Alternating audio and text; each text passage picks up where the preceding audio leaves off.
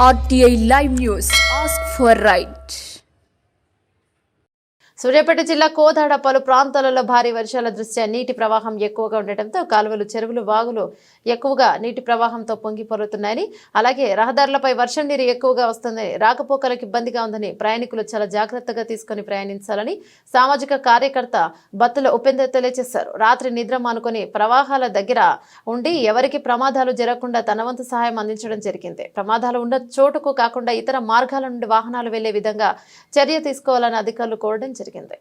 ఏ స్థాయిలో ఉందో ఇప్పుడే స్కూటీ మీద వచ్చినటువంటి పెద్ద మనిషి కొట్టుకొని పోతుంటే మేము రక్షించడానికి ప్రయత్నించిన చివరికి స్కూటీ పట్టుకున్నాం తప్ప ఆ మనిషి చివరికి పట్టుకోలేక వెళ్ళిపోయినటువంటి పరిస్థితి ఇట్లా చాలా చోట్ల జరుగుతూ ఉంది. ముందు ఉన్నటువంటి ప్రభు దగ్గర అక్కడ ఉన్నటువంటి అవగాహన దాటిన తర్వాత కూడా అదే పరిస్థితి ఉంది. కాబట్టి పైనుంచి ఏ రకమైనటువంటి వరద ప్రవాహం వస్తుందో అధికారులు అంచనా వేసి అర్జెంటుగా ఎక్కడైనా కాలువతోనే ఎక్కడైనా కుంటలు తెగుంటే వాటిని తక్షణమే చర్యలు తీసుకొని ఇలాంటి ఉపద్రవాన్ని కాపాడాల్సిందిగా కోరుతా ఉన్నాం.